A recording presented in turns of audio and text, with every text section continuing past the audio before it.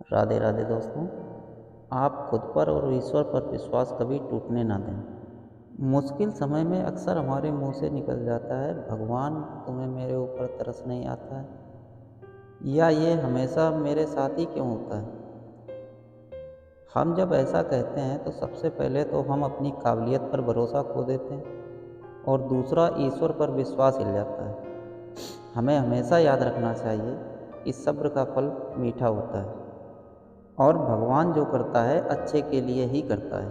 हमें दुख और मुसीबतों के समय अपने हौसले नहीं खोना चाहिए और अपने भगवान, प्रकृति या भाग्य पर भरोसा रख संयम के साथ निरंतर कर्म करने चाहिए। एक कहानी के द्वारा आपको समझाने की कोशिश करता हूँ। एक अमीर व्यक्ति था। उसने समुद्र में अकेले घूमने के लिए एक नाव बनाई और छुट्टी के दिन वह नाव लेकर अकेले समुद्र की सैर करने निकल पड़ा। वह समुद्र में थोड़ा आगे पहुंचा ही था कि अचानक एक जोरदार तूफान आ गया। उसकी नाव पूरी तरह से तहस नहस हो गई, लेकिन वह लाइफ जैकेट के साथ समुद्र में कूद गया। जब तूफान शांत हुआ तब वो तैरता तैरता एक टापू पर जा पहुंचा, मगर वहां भी कोई नहीं था। टापू के चारों ओर समुद्र के अलावा कुछ भी नजर नहीं आ रहा था। उस आदमी ने सोचा कि जब मैंने पूरी जिंदगी में किसी का कभी बुरा नहीं किया तो मेरे साथ बुरा नहीं होगा। उसको लगा कि ईश्वर ने मौत से बचाया है तो आगे का रास्ता भी वही दिखाएंगे। धीरे धीरे वो वहाँ पर उगे झाड़, फल, पत्ते खाकर दिन बिताने लगा। मगर अब धीरे धीरे उसे लगने लगा था कि वह इस टापू पर फंस गया है, मगर अब भी ईश्वर पर उसका भरोसा कायम था। उसने सोचा, इतने दिनों में से इस टापू पर मारा मारा फिर रहा हूँ, क्यों ना है यहाँ एक झोपड़ी बना लूँ। पता नहीं अभी और कितने दिन यहाँ बिताने पड़े। पूरे दिन लकड़ियाँ और पत्ते वगैरह इकट्ठा कर उसने झोपड़ी बनानी शुरू की। रात होते होते उसकी झोपड़ी बनकर तैयार हो गई। अभी वह झोपड़ी के बाहर खड़ा होकर उसे देखते हुए सोच रहा था कि आज मैं झोपड़ी में सोने को मिलेगा। मगर अचानक उसे मौसम बदला और बिजली जोर से कड़कने लगी और एक बिजली उसकी झोपड़ी पर गिर गई।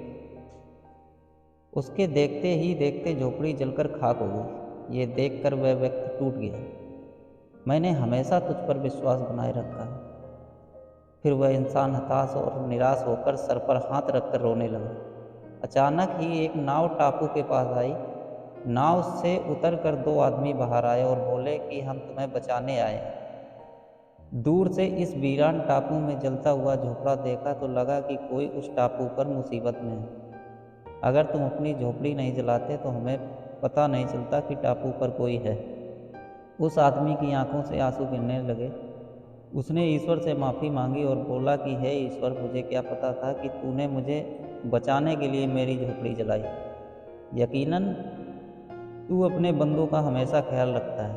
तूने मेरे सब्र का इम्तिहान लिया, लेकिन मैं उसमें फ़ेल हो गया। मुझे माफ़ कर दे। इस कहानी का सार है, दिन चाहे सुख के हों या दुख के, भगवान अपने बंदों के साथ हमेशा रहते हैं। हाँ, हम एक बार ईश्वर से रूठ सकते हैं, लेकिन ईश्वर हमसे कभी नहीं रूठता। वह हमेशा अच्छा ही करता है। अक्सर हमारे साथ भी ऐसे हालात बन जाते हैं।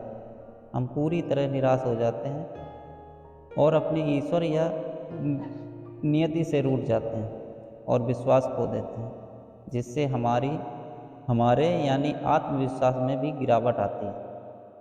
लेकिन फिर बाद में हमें पता लगता है कि परमात्मा ने अच्छा ही किया था, नहीं तो आज मैं यहाँ ना होता। इसलिए मुसीबत या दुख के समय हार मानने की बजाय लगातार काम करिए।